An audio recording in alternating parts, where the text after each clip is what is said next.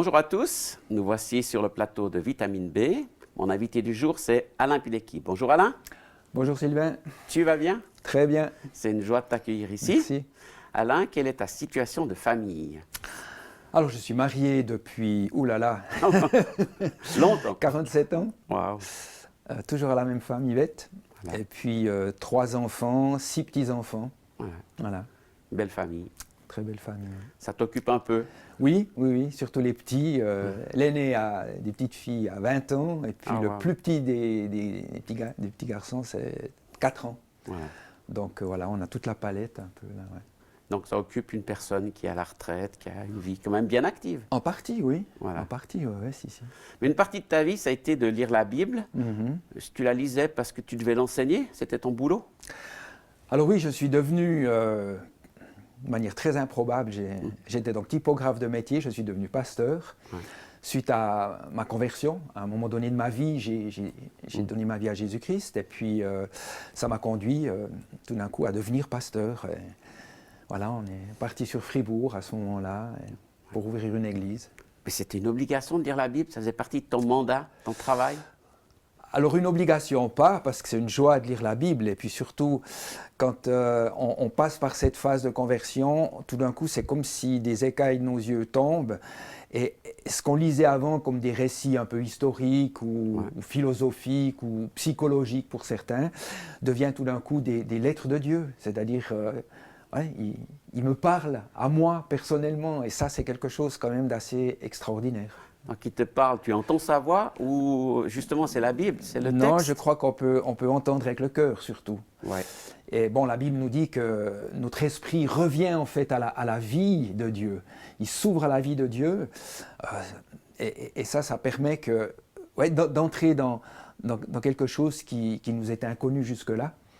Et c'est vrai que les premières fois où on lit ces textes et puis qu'on est touché et puis qu'on se dit waouh, c'est fort, et parfois ça peut être difficile, mais ça en vaut la peine, parce que quand on entre dans une parole ou qu'on laisse cette parole entrer en nous et faire son chemin en nous, alors il y a des transformations incroyables qui peuvent se produire.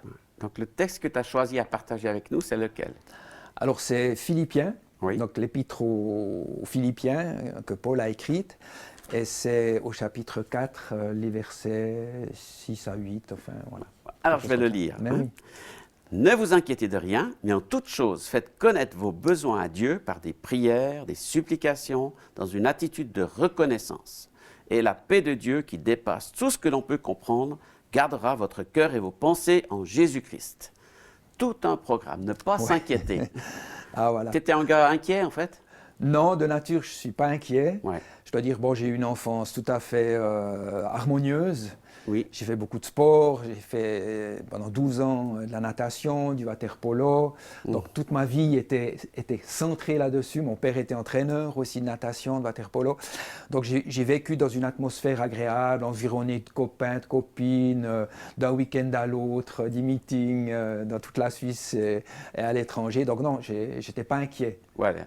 Je n'étais pas inquiet de nature. Mais ce verset te parle quand même aujourd'hui. L'inquiétude est venue après. Oui, parce que quand même, il y a quand même des défis dans la vie. Oui. Et lorsque je suis devenu pasteur et qu'on est parti à Fribourg pour ouvrir une église, c'est quand même tout un monde nouveau qui s'ouvre devant nous. Déjà, voilà, dans un lieu, dans un environnement qui n'était pas évident. Oui. Parce que voilà, à Fribourg, c'est 99,98% de catholiques romains. Donc voilà, il y avait quand même une certaine inquiétude, comment est-ce qu'on allait être reçu, perçu. Et puis ça, c'était pas gagné d'avance. Voilà. Mais tu l'as fait, tu t'es senti appelé en fait, ou bien c'était un choix? Non, alors vraiment, il y a un appel très précis, avec des signes très précis. Ça serait trop long de tout raconter maintenant, mais oui. On savait qu'on allait là-bas, mais ce qui a fait certainement la différence dès le départ, c'est qu'on allait pour parler de Jésus, point à la ligne. Pas de religion, pas d'église, pas de mouvement, pas de site. C'était simplement la joie de pouvoir partager l'évangile avec les gens qu'on allait rencontrer, qu'ils soient catholiques, bouddhistes, évangéliques, tout ce qu'on voudra. Donc ça nous a donné... Il y avait une espèce de naïveté en fait. Voilà. Joyeuse. Et dans quel sens ce verset alors t'a été utile dans ces circonstances? Alors ce qui a ce qui s'est passé à un moment donné en tant que jeune pasteur, quand on n'a pas beaucoup d'expérience, Oui.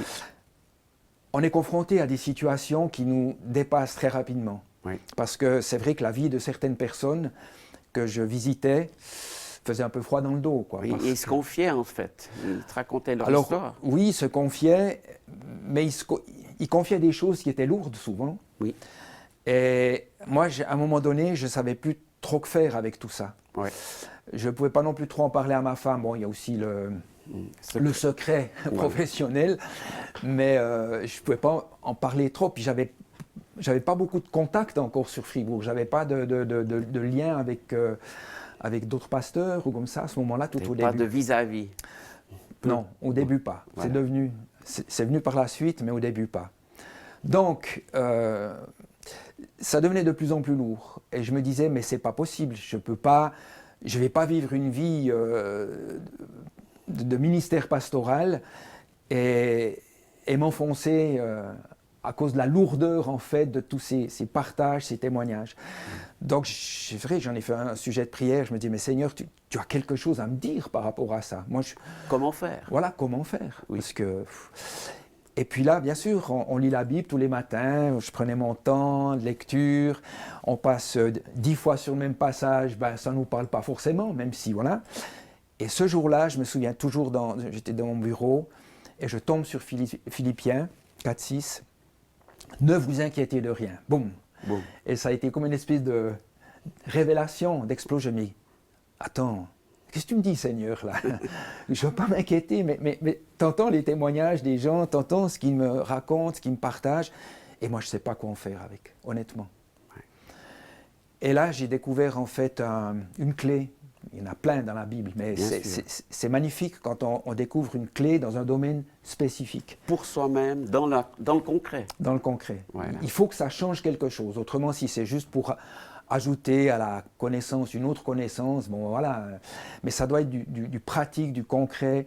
Et je devais sentir là, à un moment donné, que oui, le Seigneur avait entendu mes cris aussi, C'est ça. et qu'il répondait à mon attente. Et puis donc, à ce moment-là, tu as senti la paix dont parle ce verset. Donc, la paix de Dieu surpassera votre intelligence. C'est venu Voilà. d'un coup? Oui, alors vraiment, Ouais. quand on parle de révélation, je pense que quand il est dit que notre esprit est en éveil par rapport à ce que Dieu veut dire, notre intelligence, à un moment donné, le capte aussi. Voilà. Et là, j'ai réalisé en fait une chose, c'est que l'intelligence, c'est quelque chose d'extraordinaire. Quand on voit tout ce que l'être humain est capable de faire par son intelligence, c'est fabuleux. Mais quand on entre dans les choses de Dieu, c'est plus l'intelligence qui est en premier, c'est la foi. Ouais. C'est la confiance en Dieu. Et on doit aborder ces choses-là dans la foi que Dieu lui-même va répondre à nos besoins ou à nos questions. Oui. Et là, j'ai découvert à ce moment-là quelque chose de magnifique. La paix de Dieu qui surpasse votre intelligence, gardera vos cœurs et vos pensées en Jésus-Christ. Et là, ça a été le moment clé. Voilà. Parce que je me suis dit, ben voilà, ça c'est quelque chose que je dois découvrir. La paix de Dieu doit être première dans ma vie. Voilà. Mais tu ne peux pas la fabriquer, cette paix. Non. Elle te tombe dessus comme Non. ça? Tu pèses sur le bouton? Et la paix de Dieu qui surpasse mon intelligence. Donc j'ai dit, à un moment donné, c'est clair, mon intelligence, elle est en phase avec le besoin de l'autre. Et il me partage des choses dures, difficiles, compliquées, lourdes, etc. Donc, j'ai découvert en fait que ce qui était important pour moi, c'était de rester dans la paix de Dieu face à ces choses-là. Parce que si je laisse toutes les problématiques de l'autre envahir mon cœur, Ouais. c'est terminé. C'est-à-dire que je coule avec lui à la limite, ou alors j'abandonne la partie parce que je ne peux pas répondre à ses besoins, j'en suis pas capable. Et j'ai dit, ok, maintenant, dans mon cœur, ce qui est prioritaire, c'est la paix de Dieu, Oui. pas le problème de l'autre. Et après, j'ai pu aborder en fait les situations, et c'est là, sur le terrain, que tu vois la différence. Parce que, comme avant, tu repartais d'un entretien ou d'un partage en étant chargé, je me déchargeais sur lui. Tout de suite, j'ai dit, écoute Seigneur, voilà, moi, j'arrive pas. Donc, moi, je veux rester en paix, et on fait les choses tellement mieux dans la paix que dans l'inquiétude. Et puis l'autre, alors, il était aussi dans cette paix ou... Ah ben, il fallait qu'il la découvre par lui-même. Donc moi, je pouvais lui partager en fait cette réalité. Je pouvais lui dire que je prenais plus au premier degré sa situation, Oui. mais que dans la paix de Christ, j'allais en parler avec le Seigneur Voilà. et lui faire connaître mes besoins et tes besoins, ses besoins. Ouais. Et tout ça faisait que j'ai trouvé un équilibre Oui. dans le partage, dans le dialogue, etc. Je ne me chargeais plus des problèmes de l'autre. C'est Dieu qui s'en chargeait. Donc, c'est devenu un travail à trois, en fait, à quelque Oui, part. tout à fait. Ouais. Et moi, je dois dire, ça a, entre guillemets, révolutionné mon ministère pastoral, vraiment. Parce que ce qui s'est passé à un moment donné, alors voilà, alors on était une petite équipe, après on a L'équipe a grandi. plusieurs pasteurs un peu de la ville que j'ai appris à connaître aussi, de l'église réformée, le responsable du groupe charismatique catholique, enfin voilà, c'était une bonne petite équipe, puis on priait ensemble pour la ville de Fribourg et tout. Et un après l'autre, ils ont vécu soit des burn-out, ou alors ils ont plongé dans la dépression et tout. Puis je me disais, ma femme qui me disait, mais il n'y a plus que toi, hein, Reste là. Hein. Tiens bon. Oui. Mais je disais, ouais, j'ai dit. Et c'est vrai que dans les partages comme ça, je me disais, mais ils sont vraiment super chargés, quoi. Mhm. Et ils n'arrivent plus à faire face. Et moi, je me disais, mais j'ai vraiment découvert une clé incroyable dans la parole de Dieu. Et voilà, ça m'a tellement aidé tout au long de mon ministère. Et j'ai jamais connu de burn-out, j'ai jamais connu de dépression. Parce que, voilà, je transmettais, hop, je disais, Seigneur, voilà. Et si tu as quelque chose à me dire pour cette personne, je veux le lui dire dans la paix, paisiblement, parce que tu l'auras déposé en moi. Ouais. Donc j'imagine qu'à travers de tout ça, tu as été un instrument de Dieu pour donner un peu de paix à d'autres. Écoute, je pense, puisque petit à petit l'Église grandissait, les gens, voilà, je pense qu'ils ont trouvé aussi un lieu d'écoute, un lieu où... Puis ce que je trouve extraordinaire, c'est de leur dire, mais écoute, ce que moi j'ai vécu, tu peux le vivre aussi. Voilà. C'est pas limité à quelques élus ou à quelques personnes. Voilà. Non, c'est ce que moi je vis, je te le dis, tu peux lire le passage et demander à Dieu de te faire vivre cette paix au fond de ton cœur. Parce que Dieu dit, mon fils, donne-moi ton cœur. Oui. C'est le lieu par excellence où Dieu veut résider. Il veut habiter dans ce cœur, dans mon cœur. Donc, je me disais, bon, il n'y a plus de place pour l'inquiétude si Dieu est là. Oui. Et je refuse. Alors, il y a des moments où j'ai dû refuser l'inquiétude. Parce que des fois, ça frottait un peu, hein, quand même. On est humain, on reste humain, on a quand même aussi peut-être nos fatigues par moments. Ou voilà. Et puis, tout d'un coup, voilà. Donc, c'était vraiment magnifique de découvrir ce passage. Mais en fait, tu t'es jamais lassé de ta mission, de ton travail. Non. Voilà. Jamais. Ouais. Alors il y a eu des moments plus difficiles. Plus difficiles, c'est évident, parce que quand on est continuellement confronté à des situations quand même qui ne sont pas toujours évidentes, bah c'est clair que... Alors après, il y a aussi les joies dans l'Église, il y a les gens qui vivent des transformations, qui évoluent, qui grandissent. Donc ça fait que... Voilà. Mais en tout cas... L'inquiétude, ça ne fait pas partie de ma vie. Voilà. Puis maintenant que tu as dépassé cette étape du travail, ben, tu es dans une certaine paix à cause de la retraite ou simplement à cause de ta foi? Ou les deux?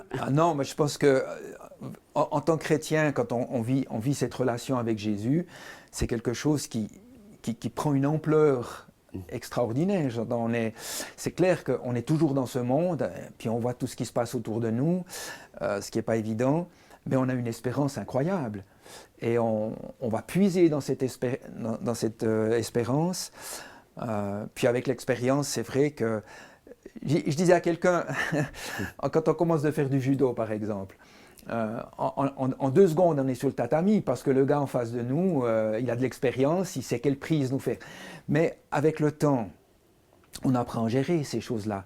Et c'est de plus en plus difficile de mettre quelqu'un à terre quand il a de l'expérience. Et je pense qu'en tant que chrétien, quand on grandit dans la connaissance de la parole de Dieu, dans toutes les situations, on trouve la bonne prise. Ouais. Et on évite de se faire mettre à terre. Et ça, je pense que... Voilà, beaucoup de gens pourraient aujourd'hui plonger leur regard dans cette extraordinaire parole de Dieu, quoi. Merci beaucoup pour cet échange. Ouais. Merci pour ce partage. Et puis, c'est ce qu'on veut dire à tous ceux qui nous suivent. Eh bien, il y a encore de l'espérance aujourd'hui. Il faut prendre juste la bonne prise et puis savoir faire face à ces situations avec l'aide de Dieu qui ne nous abandonne pas.